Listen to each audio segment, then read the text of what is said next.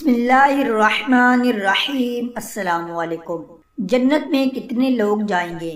عبداللہ بن مسعود رضی اللہ تعالی عنہ کہتے ہیں، ایک خیمہ میں ہم تقریباً 40 آدمی نبی اکرم صلی اللہ علیہ وآلہ وسلم کے ساتھ تھے۔ آپ صلی اللہ علیہ وآلہ وسلم نے فرمایا، کیا تم اس بات سے خوش ہو کہ تم جنتیوں کی چوتھائی ہو؟ لوگوں نے کہا جی ہاں۔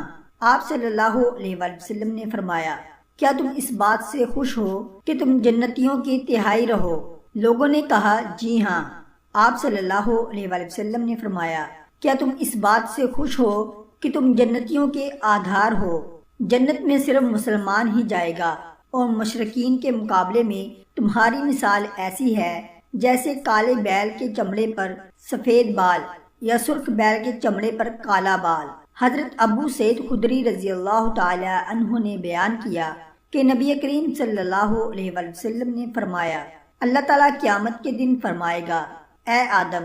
آدم علیہ السلام عرض کریں گے، میں اطاعت کے لیے حاضر ہوں، مستعد ہوں، ساری بھلائیاں صرف تیرے ہی ہاتھ میں ہیں۔ اللہ تعالیٰ فرمائے گا، جہنم میں جانے والے لوگوں کو باقی دوسرے لوگوں سے الگ نکال لو۔ آدم علیہ السلام عرض کریں گے، اے اللہ، جہنمیوں کی تعداد کتنی ہے؟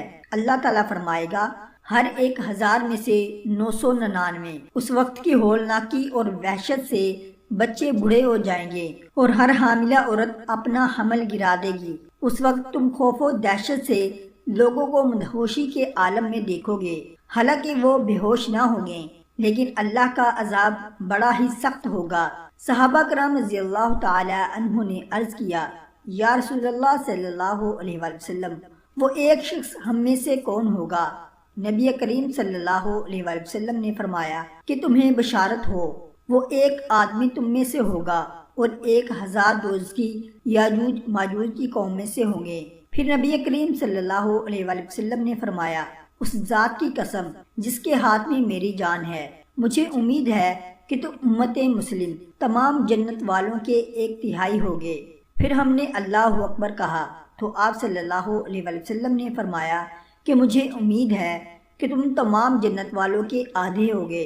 پھر ہم نے اللہ اکبر کہا، پھر آپ صلی اللہ علیہ وآلہ وسلم نے فرمایا کہ محشر میں تم لوگ تمام انسانوں کے مقابلے میں اتنے ہوگے جتنے کسی سفید بیل کے جسم پر ایک سیاہ بال، یا جتنے کسی سیاہ بیل کے جسم پر ایک سفید بال ہوتا ہے۔